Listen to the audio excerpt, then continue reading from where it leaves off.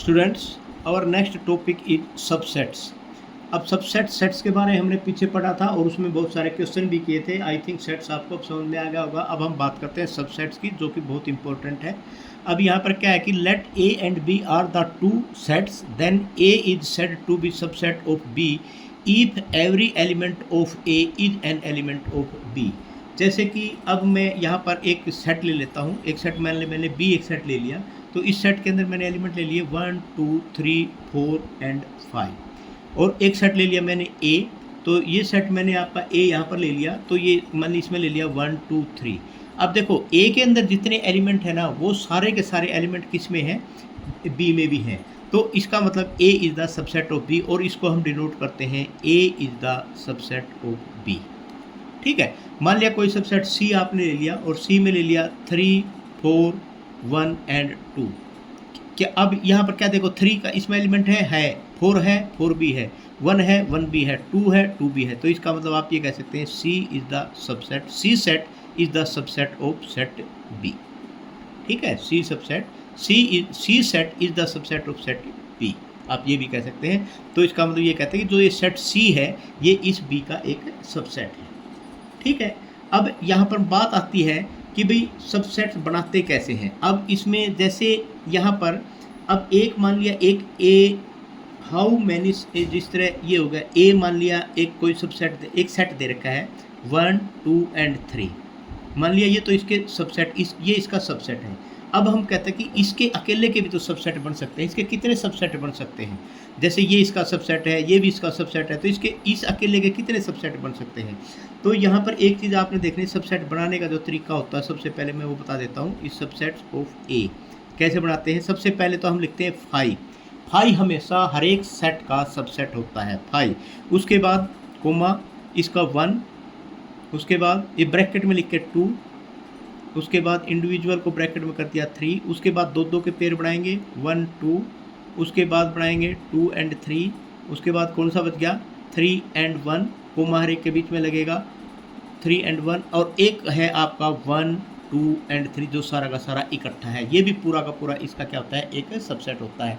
तो दो चीज़ ध्यान रखनी, 5 और ये पूरा का पूरा जो सेट होता है वो इसका सबसेट होता है। तो इसमें कितने हो गए 1 2 3 4 5 6 7 8। तो देखो यहाँ पर एक चीज़ निकल के आती है कि भाई जितने भी एलिमेंट इसके अंदर होते हैं इसके कितने सबसेट होंगे, 2 की पावर उसी को कर देंगे। मान लिया 3 थे, 2 की पावर 3, 2 की पावर 3 कितना हो गया 8 हो गया। तो इसका मतलब 2 की पावर 3 8 होगा, तो इसके 8 सबसेट्स आए यहाँ पर। तो कहने का मतलब जनरलाइज्ड फार्मूला हो गया, मान लिया n एलिमेंट्स हैं, तो n एलिमेंट्स में अगर उसका आपको सबसेट निकालना चाहे तो उसके सबसेट कितने बढ़ेंगे, 2 की पावर n सबसेट हो जाएंगे उसके।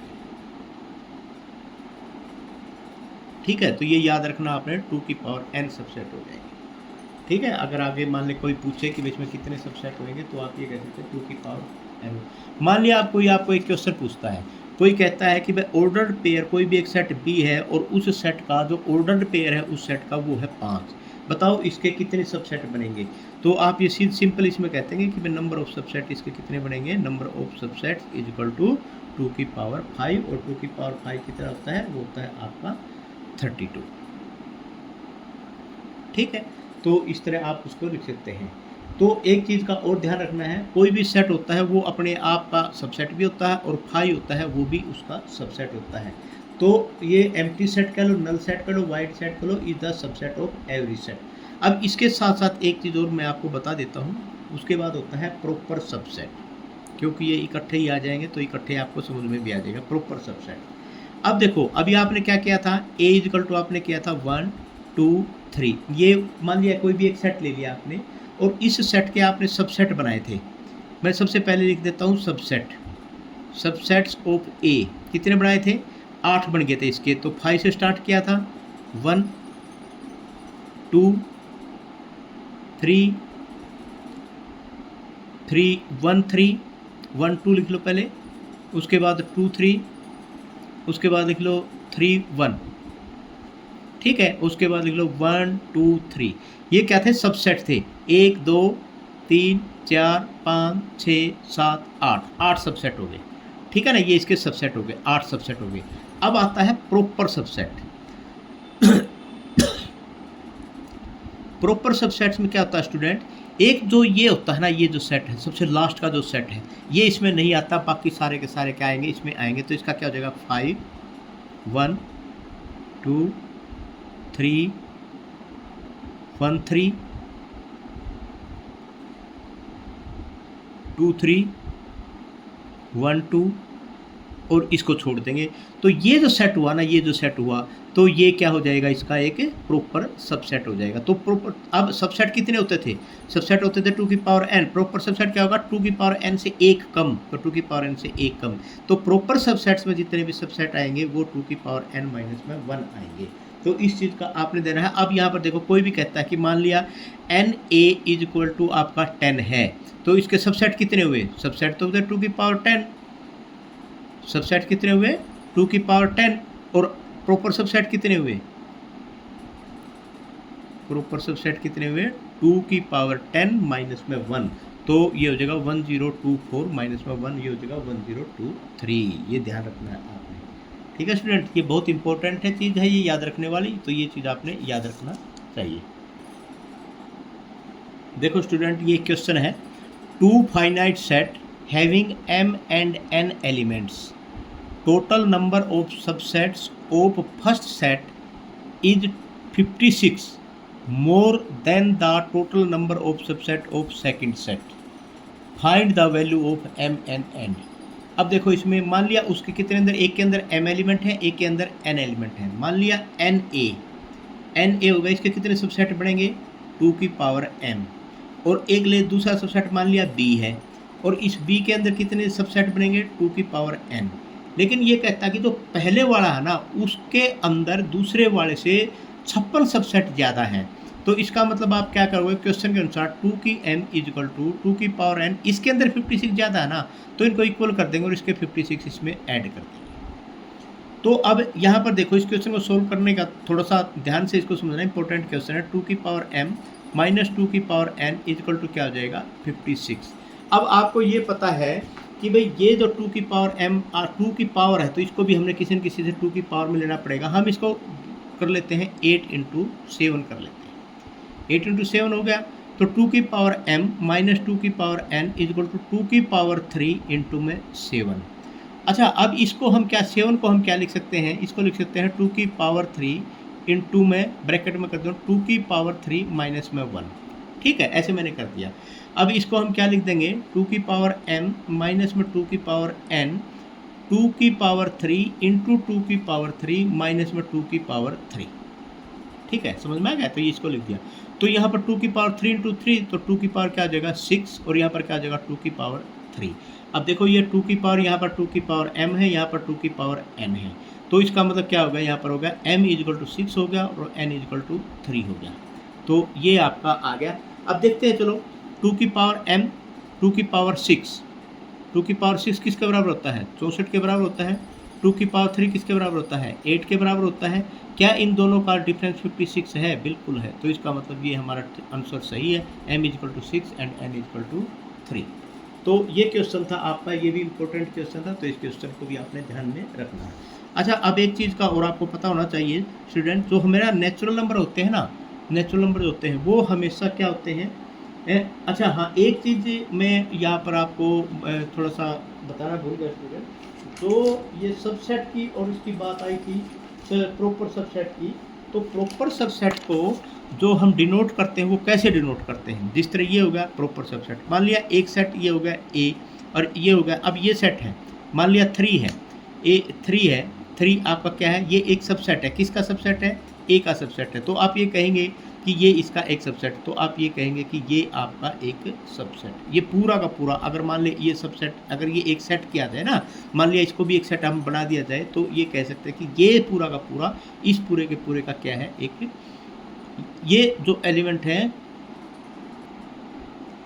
ये जो दे रखा है ना 3 जैसे इसमें से सारे के सारे जितने भी एलिमेंट है ना, ये सारे के सारे 3 इज द, इसको प्रॉपर सबसेट में सिर्फ इसको ऐसे डिनोट करते हैं, इसके नीचे इक्वल का साइन नहीं लगाते, 3 is the proper subset of A. तो आप ये कह सकते हैं कि 1 and 3 is the proper subset of A. तो इसलिए अब ये कहेंगे कि 1 2 3 is not the proper subset of A. आप इसको नहीं कह सकते, तो आप ये कहेंगे कि 1 2 3 is not the proper subset of A. तो ये चीज़ आपने यहाँ पर समझनी है। तो इस चीज़ को आपने प्रॉपर सबसेट और सबसेट में ये चीज़ का आपने ध्यान देना है, यहाँ पर ये बताना भूल जाता। अब नेक्स्ट है आपका क्लोज इंटरवल की बात करते हैं हम। इंटरवल में स्टूडेंट आपका एक तो होता है क्लोज्ड इंटरवल,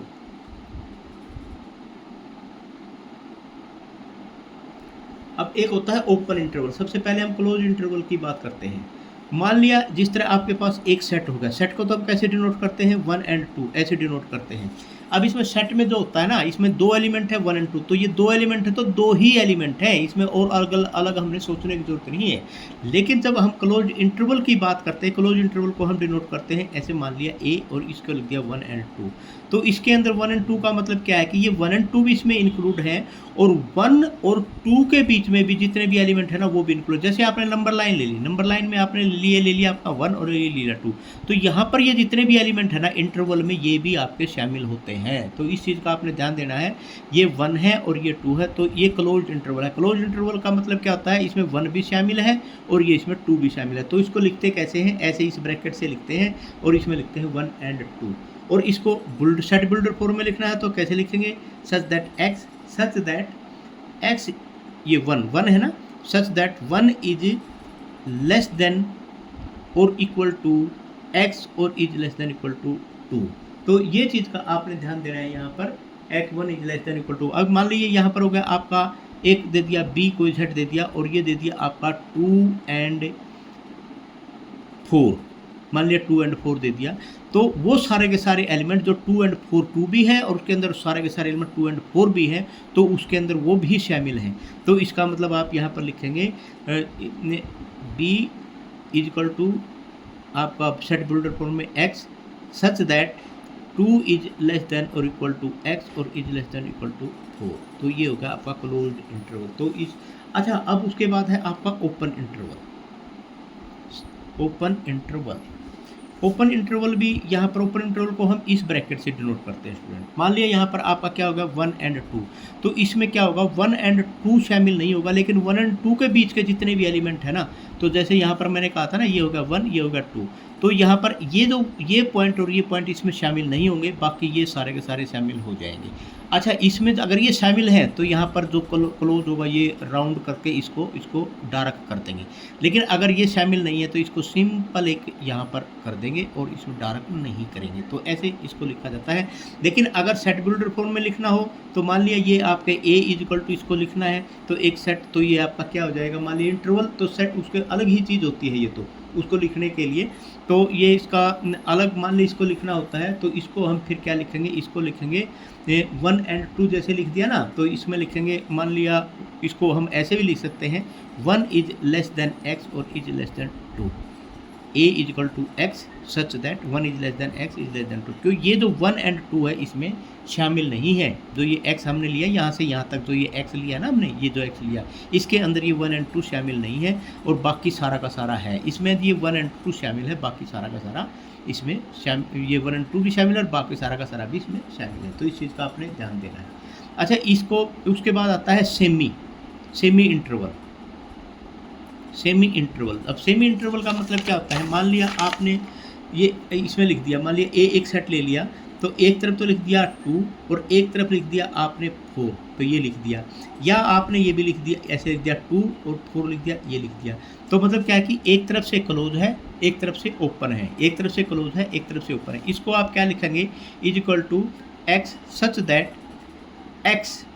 दैट ये 2 क्या है, 2 is less than equal to X और इज लेस देन 4। ठीक है, यहाँ पर क्या है, X such that 2 is less than X और is less than equal to 4, मतलब 4 इसमें शामिल है, 2 शामिल नहीं है, इसमें 2 शामिल है, 4 इसमें शामिल नहीं है, एक्स की वैल्यू ऐसी है। तो ये चीज़ का आपने ध्यान है। और इसका मतलब यहाँ पर इसको आप एक दूसरे तरीके से ऐसे भी लिख सकते हैं, ए इक्वल टू यहाँ पर 2 हो गया और यहाँ पर 4 हो गया, तो इसको आप ऐसे भी कर सकते हैं, ये भी आपकी एक वही होगी। और या इसको हम ऐसे भी इसको 2 और 4 को इसको ऐसे भी लिख सकते हैं, ऐसे किया 2 और इसको कर दिया 4 और ये हो गया, तो ये बाहर की तरफ खुला है, तो ये ओपन हो गया, इधर से ओपन ये क्लोज्ड, इधर से ये ओपन इधर से ये क्लोज, इसको ऐसे भी लिख सकते हैं। तो ये दोनों तरीके से इसको लिखने का एक तरीका होता है। तो उसके बाद है स्टूडेंट आपका यूनिवर्सल सेट।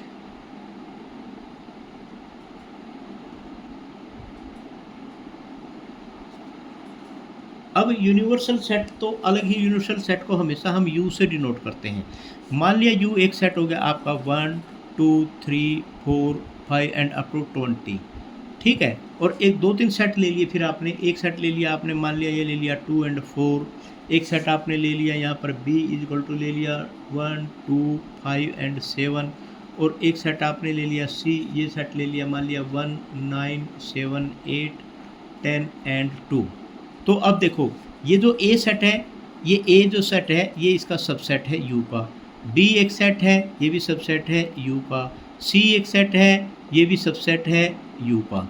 तो अब आप ये कह सकते हैं कि ए बी और सी तीनों के तीनों इसके सबसेट हैं। तो इसका मतलब ये जो सेट है ना, ये जो सेट है जिसके ये तीनों के तीनों सबसेट है वो आपका क्या है कि यूनिवर्सल सेट है। अच्छा, यूनिवर्सल सेट ये और बहुतों का भी यूनिवर्सल सेट हो सकता है, कोई ज़रूरी नहीं है कि इसका ही हो, और बहुतों का भी ये यूनिवर्सल सेट हो सकता है। तो इसलिए जो जिस सेट के अंदर सारे के सारे सेट लाई करें उसे बोलते हैं, वो आपका क्या है एक यूनिवर्सल सेट है, ठीक है। और ये A B C are the subset of U, तो U is the universal set. उसके बाद होता है एक सुपर सेट, सबसेट के साथ ही बताना चाहिए था सुपर सेट, वो मैंने बताया नहीं गलती से। तो मान लिया एक कोई भी सेट आपने लिया ए 1 2 3, और एक बी एक सेट आपने ले लिया 1 एंड 2।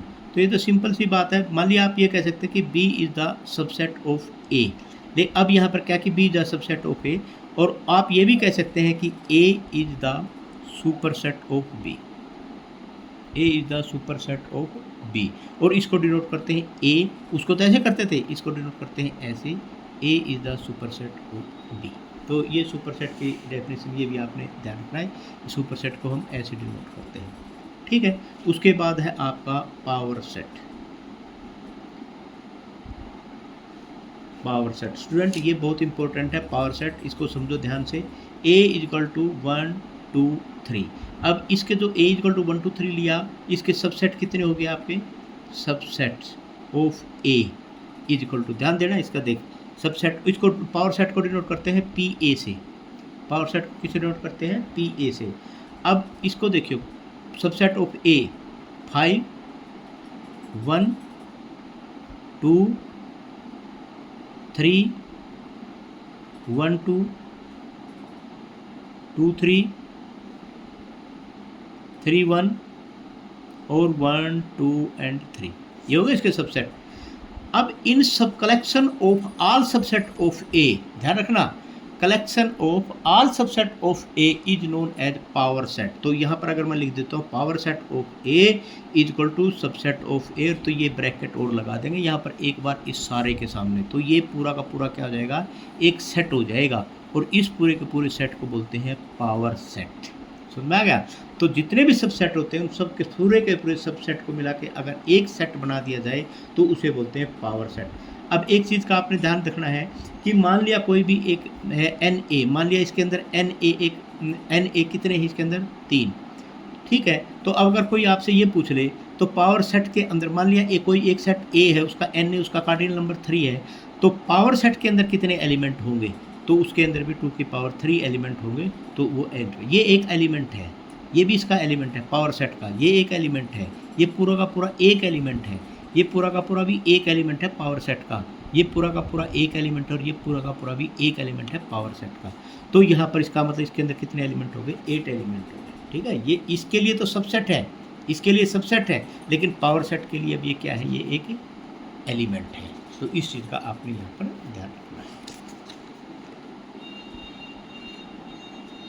स्टूडेंट एक छोटी सी बात और मैं यहाँ पर आपको बताऊंगा। मान लिया आपके पास एक सेट दे रखा है, मान लिया ये एक सेट दे दिया ए इज इक्वल टू ए, और यहाँ पर एक दे दिया बी, और ये दे दिया, ठीक है। अब कोई कहता है कि इसका पावर सेट बनाओ, तो पावर सेट देखो यहाँ पर एक, इसके अंदर कितने एलिमेंट हैं, एक ये एलिमेंट है, एक ये एलिमेंट है, तो सिंपल सी बात है इसके अंदर कितने एलिमेंट आएंगे, 4 एलिमेंट आएंगे, बनाना पावर सेट है। एक तो 5 लग गया, एक ए लग गया, ध्यान देना। अब इसके सामने ये यहाँ पर एक एलिमेंट है, तो अब इसके सामने 1 2 बी, इसको ऐसे क्लोज कर दिया, ठीक है, और एक ए एंड बी, 1 2 3 एंड 4, तो एक यहाँ पर ब्रैकेट लग जाएगी, तभी इसका पावर सेट बनेगा। समझ में आ गया। ये जो ब्रैकेट लगी इसकी लगी, ये एक अपने आप में एक एलिमेंट है ही।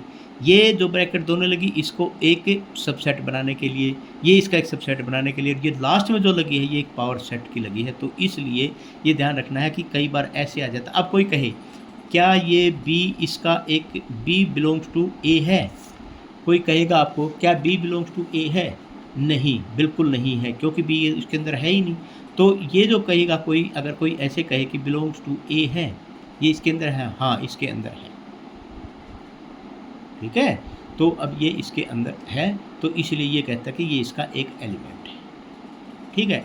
अगर कोई कहे कि क्या ये इसका एक सबसेट है, नहीं, ये इसका सबसेट नहीं है, क्योंकि अब इसके साथ ये लगेगा ना, 2 बार ये लगेगा तब ये इसका सबसेट है, अदरवाइज ये इसका एक एलिमेंट है।